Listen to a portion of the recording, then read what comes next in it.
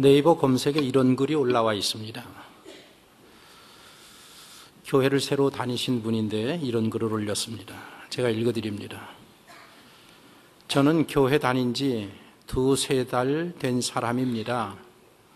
예수가 존경할 만한 사람인 것은 존경합니다. 그런데 궁금한 게 있습니다. 정말 예수가 포도주를 생기게 하고 죽었다가 뿅 하고 부활한 게 실제로 있었던 일인가요? 이 세계에서 그렇게 판타스틱한 일이 가능한가요? 그리고 사람들이 예수 믿으면 천국 간다고 했는데 안 믿으면 지옥 가는 건가요? 그 말은 예수가 한 말이 아닐 거라고 생각하는데요. 그 말 자체가 예수에 대한 모욕 아닌가요? 이런 글을 올려놨더니 고등학교 3학년 된 학생이 답글을 올려놨습니다. 이렇게 올려놨습니다. 길다고 무시하지 마시고 다 읽어주세요. 꼭. 안녕하십니까? 저는 19살 고3 남학생입니다. 저는 6살부터 할머니를 따라 교회를 다니다가 고2까지 한 4월 달까지 다니다가 이제는 무교입니다.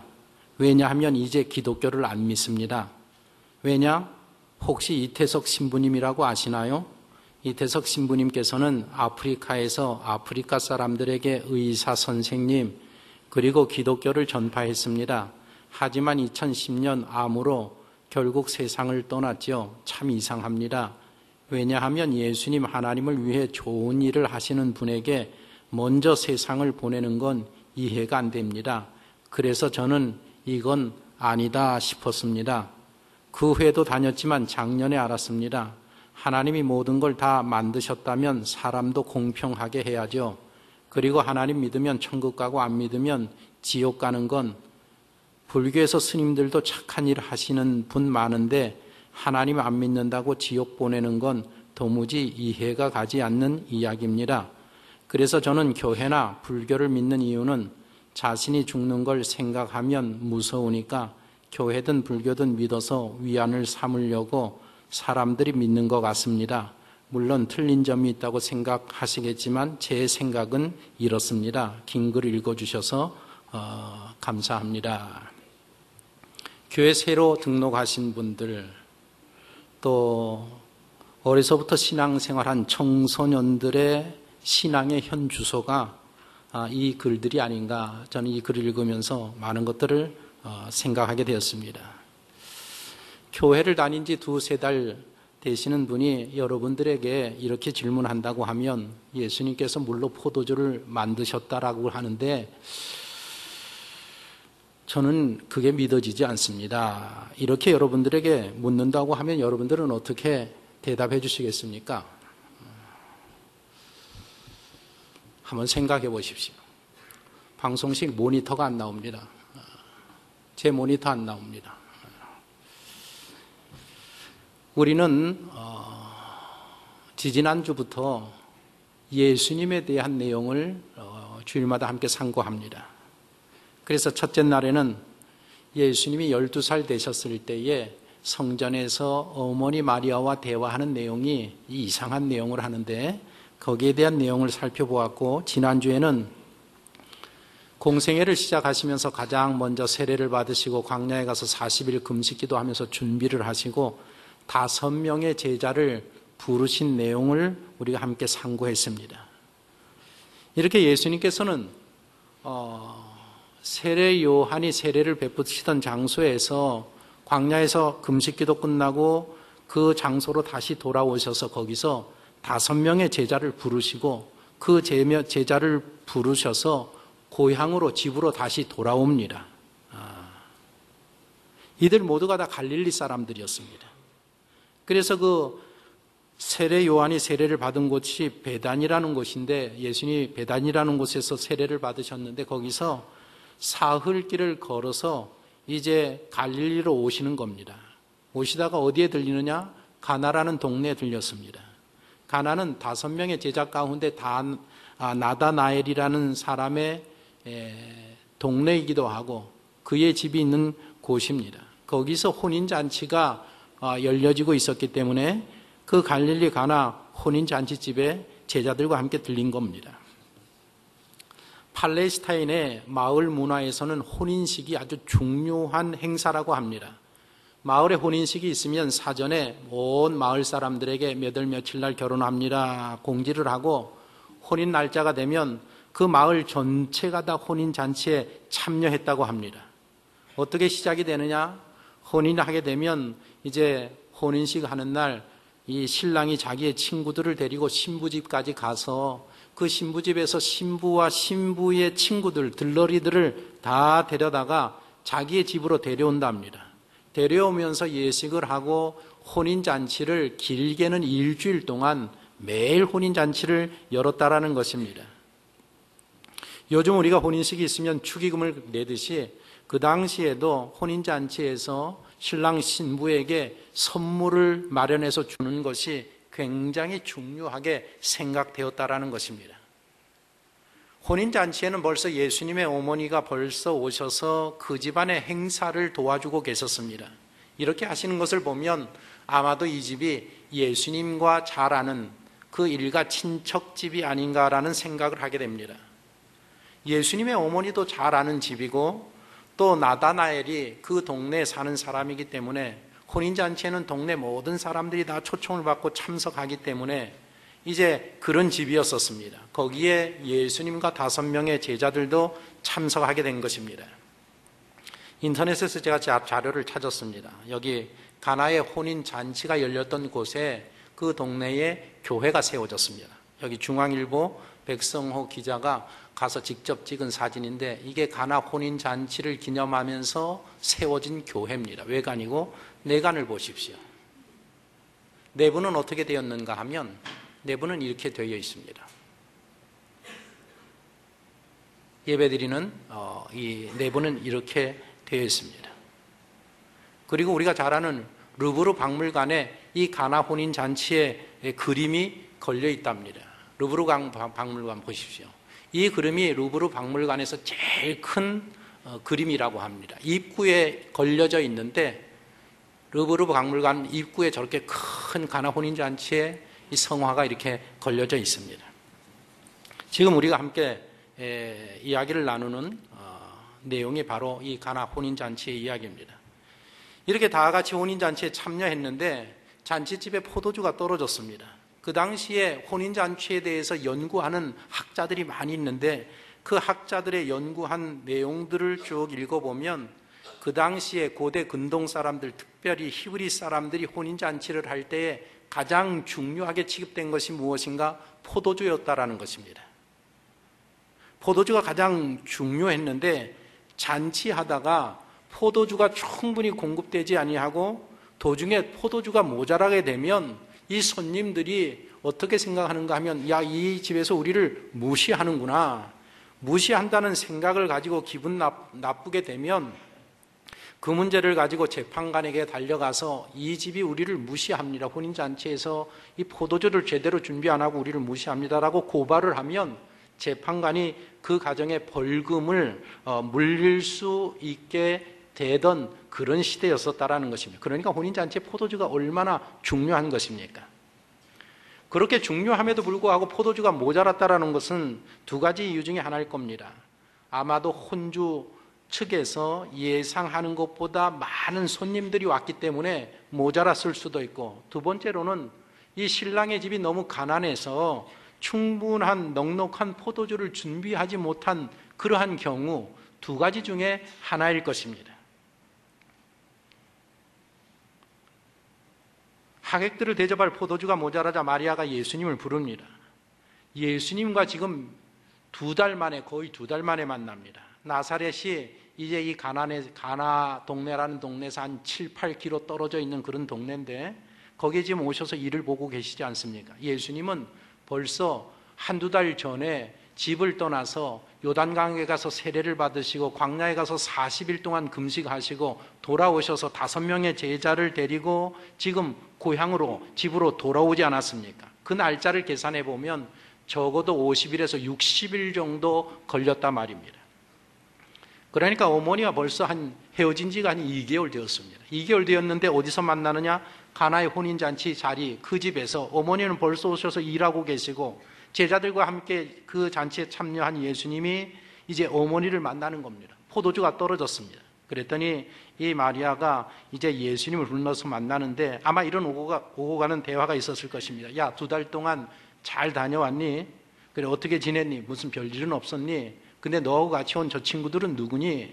아마 마리아가 이런 이야기가 오고 갔었을 것입니다. 그러면서 하시는 말씀이 무엇인가 하면, 예수야, 참 큰일 났다.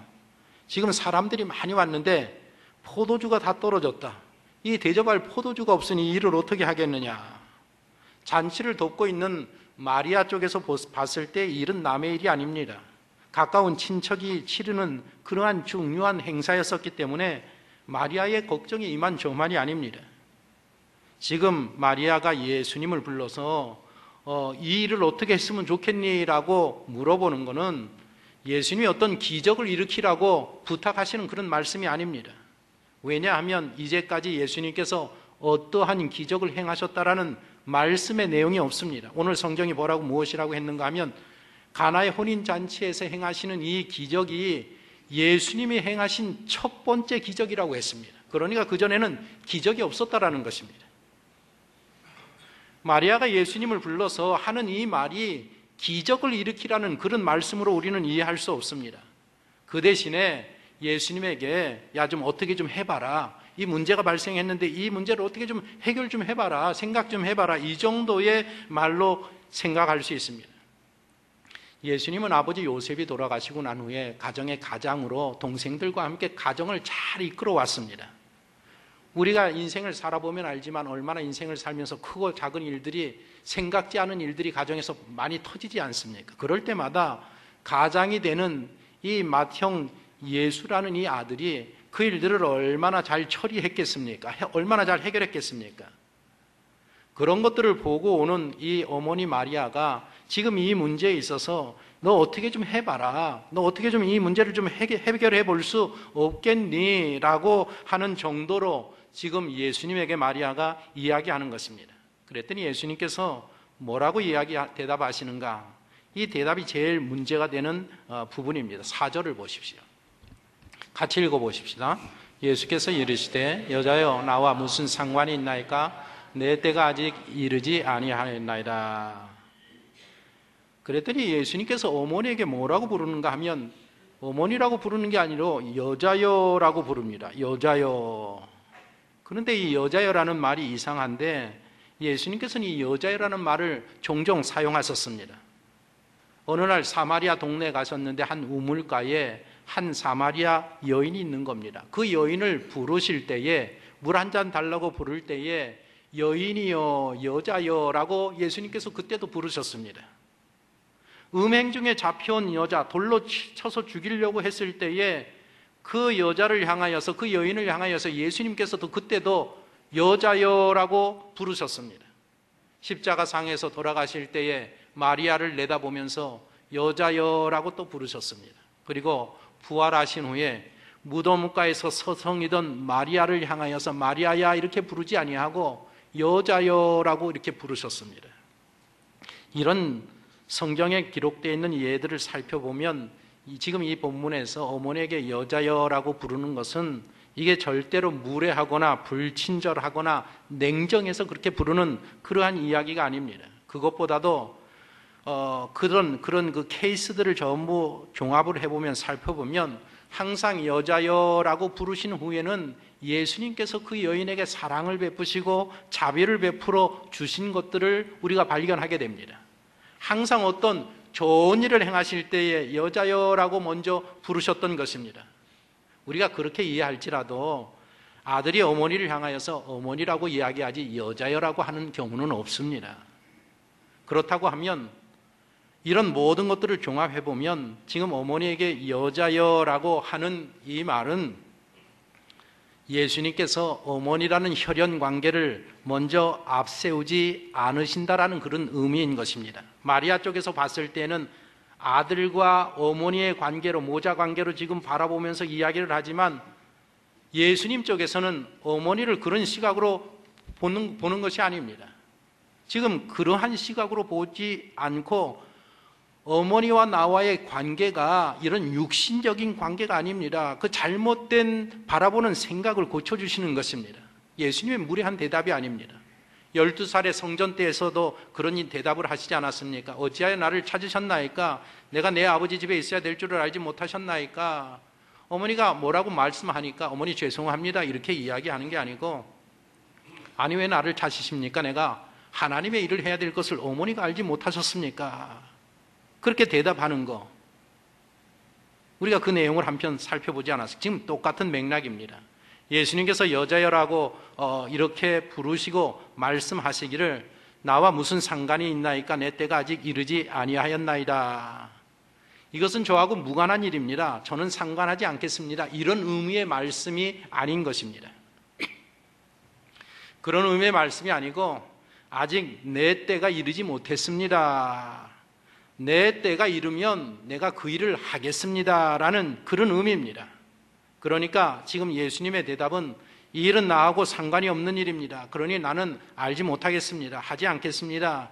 그런 말이 아니고, 무슨 말인가 하면, 여자여 당신은 모르셨습니까? 내 때가 아직 이르지 아니해서 그런 것입니다. 이런 의미입니다.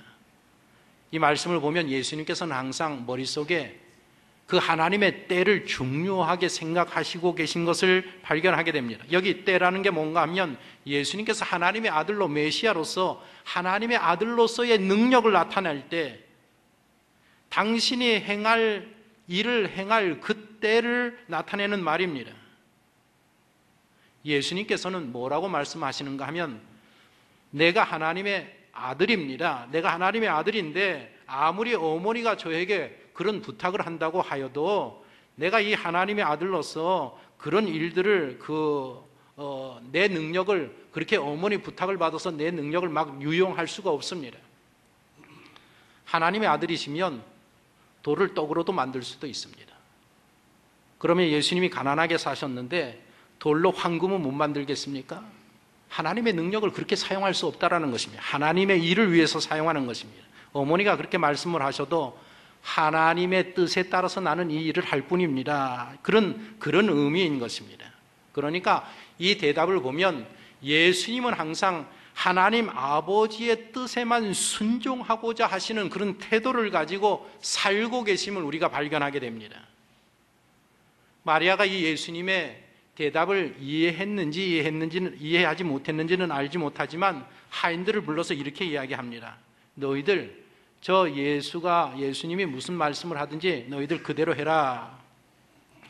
예수님이 시키면 시키는 대로 하라는 것입니다.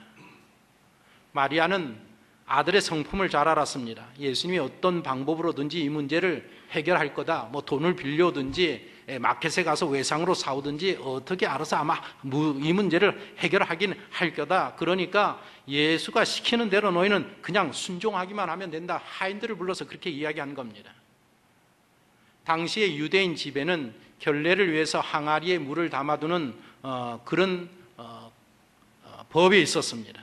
사람들이 밖에 나오면 항상 손을 씻어야 되고 발을 씻어야 되기 때문에 필요한 물을 돌 항아리에 가득가득 채워서 반드시 가정에 들어가기 전에 손발을 씻는 그런 결례 예식을 행하는 항아리가 집집마다 다 준비되어 있었습니다.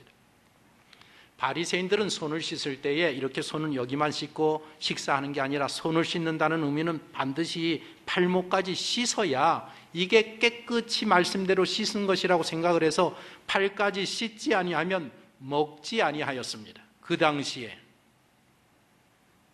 유대인의 집에는 이렇게 결례에 따라서 돌 항아리가 준비되어 있는데 그 집에 돌 항아리 6개가 준비되어 있었습니다.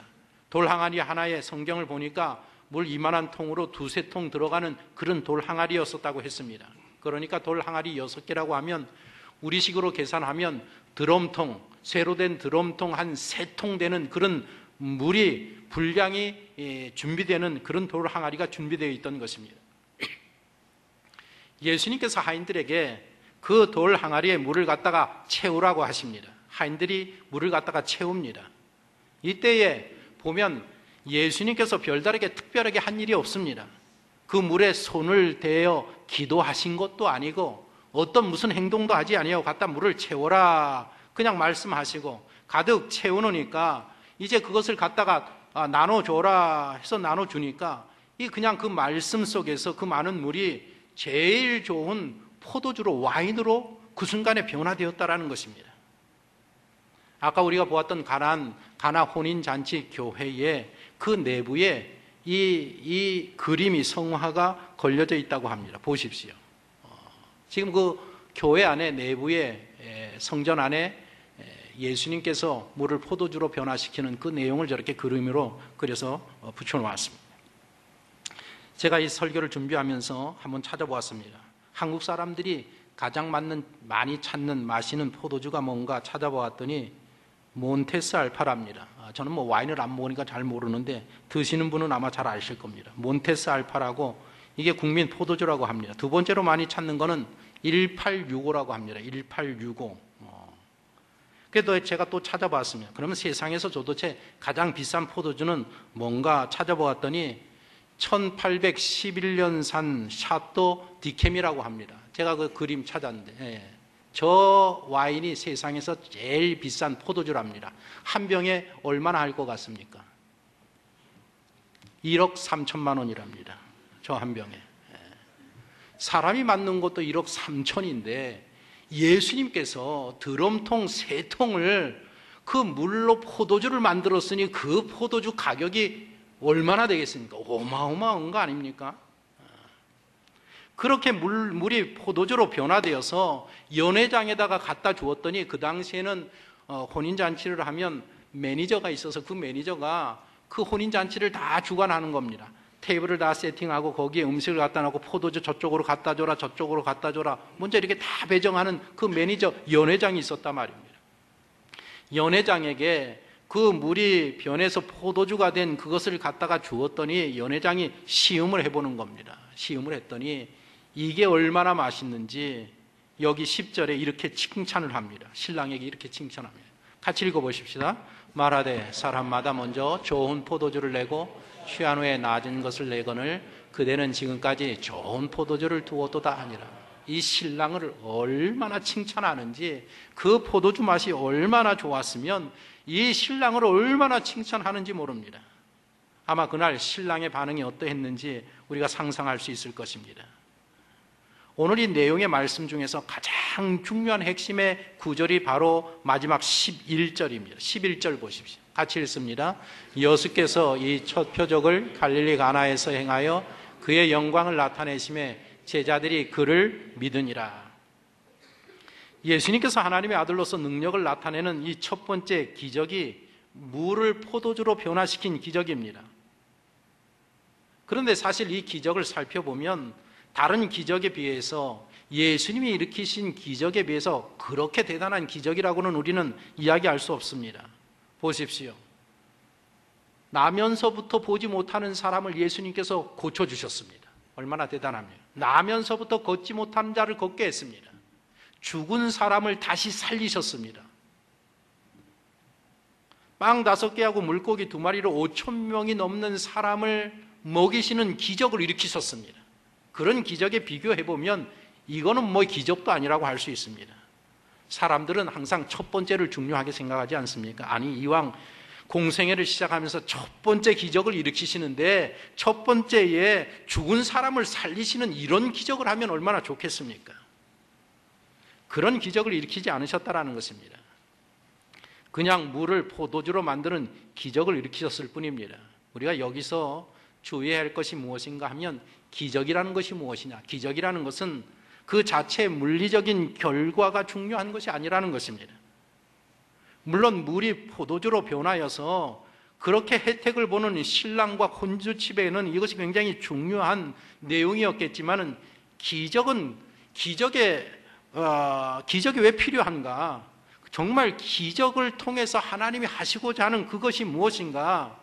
그것은 그 기적을 통해서 사람들에게 예수님께서 무엇인가를 말씀하시고 무엇인가를 깨닫게 하시고 무엇인가를 가르치시고자 하는 그것을 위해서 기적을 행하시는 것입니다.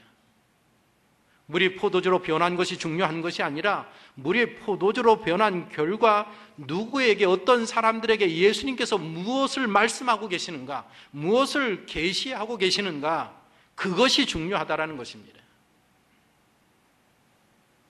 아까도 이야기 드렸듯이 혼인잔치가 있으면 선물을 준비해 가야 됩니다. 예수님께서 그날 정말 최고의 선물을 주었습니다. 드럼통 3통을 포도주로 만들어서 주었으니 그보다 더 큰 선물이 어디 있겠습니까? 아니, 예수님께서 그 혼인잔치에 그 선물 주시려고 그 목적을 가지고 기적을 일으키셨겠습니까? 그것이 최종 목적 아니라는 것입니다. 11절에 뭐라고 했습니까? 예수께서 이 첫 표적을 갈릴리 가나에 행하여 그의 영광을 나타내심에 제자들이 그를 믿으니라. 첫 번째로 이 기적을 일으키시는 이유가 무엇인가 하면 예수님의 영광을 나타내기 위함이라고 이야기했고, 두 번째로는 제자들로 하여금 예수님을 믿도록 하시기 위해서 기적을 일으키셨다고 했습니다. 5명의 제자들이 예수님을 처음 만났을 때 예수님을 믿었기 때문에 믿음을 고백하고 따라 나섰습니다. 그러나 그 믿음이 온전한 믿음이 아니었단 말입니다. 예수님께서는 지금 물이 변하여서 포도주가 되는 기적을 보여주면서 이들의 신앙이 좀 더 확실한 신앙, 제가 이것을 보니까 정말 예수님이 하나님의 아들이 맞군요 라는 그 확실한 신앙을 견고하게 해 주시기 위해서 이 기적을 일으키셨다라는 것입니다. 그러니까 이 기적을 통하여서 어떤 결과가 나타났는가, 그것이 중요하다라는 것입니다. 어떤 결과가 나타났습니까? 혼인잔치의 잔치사라 그 하인들은 압니다. 아, 예수님에게 이런 능력이 있구나. 물이 포도주로 변화시키는 이런 능력을 갖고 계신 분이구나. 거기 참석했던 하객들이 연회장의 그 칭찬을 듣고 나중에 그 하인들을 통해서, 사람들을 통해서 그 이야기를 다 들었을 겁니다. 그 예수라는 사람이 이렇게 했더니 이게 물이 변해서 포도가 되었다라는 이야기를 들으면서 그 잔치에 참여했던 가나 사람들 모두가 다 예수님에 대한 믿음을 갖게 되었던 것입니다. 신랑도 갖게 되었고, 제자들은 말할 것도 없고, 더 나아가서는 마리아까지도, 어머니까지도 예수님이 누구신가를 알게 되었고 믿게 되었다라는 것입니다. 요한복음 14장 4절에 이런 말이 있습니다. 같이 읽어보겠습니다. 말씀이 육신이 되어 우리 가운데 거하심에 우리가 그의 영광을 보니 아버지의 독생자의 영광이요 은혜가 진리가 충만하더라. 여기 말씀이 육신이 되어라는 말은, 말씀은 누구를 가리키느냐? 예수님을 가리킵니다. 그러니까 예수님이 육신이 되어 우리 가운데 거하심에, 예수님이 하나님의 아들이신데 인간의 육신을 입고 우리 사람들 가운데 거하셨단 말입니다. 그런데 우리가 그의 영광을 보니 아버지 독생자의 영광이요, 예수님에게서 나타나는 영광이 누군가 하면, 아, 이분이 하나님의 아들이시구나. 요한복음 1장 14절에 이런 말씀을 했습니다. 그러니까 이 기적을 통해서 그의 영광을 나타냈다라는 것은 무슨 뜻인가 하면, 예수님이 이 기적을 통해서 예수님이 하나님의 아들이셨다, 하나님의 아들이셨다라는 것은 하나님이란 뜻입니다. 아, 이 예수님이 하나님이시구나, 하나님의 아들이시구나, 이것을 드러내셨다라는 그런 의미입니다. 이 기적을 통해서 그 자리에 있던 모든 사람들에게 예수님이 하나님의 아들이심을 증명해 보이시면서 그들에게 믿음을 선물로 허락해 주셨다라는 것입니다. 바로 이 물이 포도주로 변한 기적의 의미가, 중요한 의의가 바로 여기에 있습니다. 그들에게 믿음을 더하여 주시기 위해서, 예수님이 누구신가를 알게 하시기 위해서, 예수님은 하나님의 아들이시고, 예수님은 우리의 영혼을 구원하시는 구세주가 되시고, 예수님은 우리의 인생을 주관하시는 주인이 된다는 것을 확실하게 알게 하시기 위하여, 보여주시기 위하여, 믿게 하게 하시기 위하여서 물을 포도주로 변화시키는 기적을 첫 번째로 일으키셨다는 것입니다. 이 기적에는 그런 중요한 의미가 있습니다. 또한 이 기적은 이 가정이 어려운 형편에서 일어나지 않았습니까? 필요한 때에 행하신 것입니다. 무슨 말인가? 우리는 인생을 살면서 크고 작은 많은 어려움에 부딪히게 됩니다. 그런 어려움에 부딪힐 때마다 우리는 어떻게 해야 하는가 하면, 이 문제를 내가 해결하려고 고심초사하지 아니하고 먼저 문제가 생기면 그 문제를 주님 앞에 가져 나아가서 주님 앞에 우리 인생의 모든 문제를 내어 맡겨야 한다는 것이에요. 우리가 인생의 문제를 맡기면 주님께서 그 문제를 딱 받으시고, 이제부터는 예수님의 문제로, 내 문제로 아시고 이 일을 이렇게도 하시고 저렇게도 하시면서 이 문제를 해결해 나가시는 것입니다. 어떠한 종류의 문제라고 할지라도, 어떠한 종류의 일이라고 할지라도, 그것이 큰 문제가 되든지 작은 문제가 되든지, 포도주가 떨어졌으면 돈을 가지고 마켓에 가서 사올 수도 있습니다. 그러나 그것이 중요한 것이 아니고, 그런 간단한 문제라도 할지라도, 하찮은 문제라고 할지라도 먼저 인생의 문제가 생기면 그 문제를 예수님 앞에 다 내어 맡기고, 그 다음에 예수님이 어떻게 하시는가, 예수님이 어떻게 지시하시는가, 우리 인생의 모든 짐을 다 누구에게 맡겨야 되느냐? 예수 그리스도에게 맡기는 그런 신앙생활이 중요하다라는 것입니다. 시편 68편 19절에 이런 말씀이 있습니다. 같이 읽어봅니다. 날마다 우리 짐을 지시는 주 곧 우리의 구원이신 하나님을 찬송할지로다. 하나님은 어떤 하나님이시냐? 매일 날마다 우리 인생의 크고 작은 짐들을 다 대신 맡아주시는, 맡아서 해결해 주시는 분이 바로 우리 주님이시고 하나님의 아들 되시는 예수 그리스도이신 것입니다. 오늘 이 세 번째 사건, 가나의 혼인잔치에 참석하셔서 물을 포도주로 변화시키시는 이 기적 사건은 우리에게 어떤 교훈을 주느냐? 너희들 예수님이 누군지 아느냐? 예수님은 하나님의 아들이시다. 예수님은 너희의 영혼을 구원하는 구세주시다. 그리고 예수님은 너희의 인생을 붙들고 주관해 나가시는 인생의 주관자가 예수님이시다.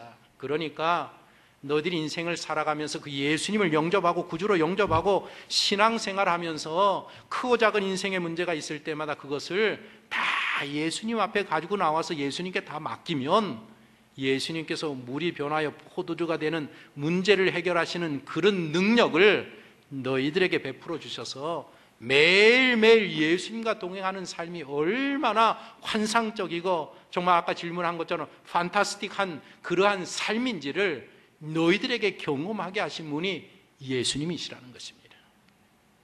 이 한 주간 동안 우리 인생의 주인이 되시고 하나님의 아들이신 구세주 예수 그리스도께 우리의 모든 짐을 다 내어 맡겨서 우리의 짐을 대신 져주시고 해결하시고 은혜 베푸시는 하나님의 사랑을, 주님의 사랑을 매일의 생활 속에서 체험하는 우리 복된 성도의 삶이 되시기를 예수님의 이름으로 축복합니다. 기도하겠습니다.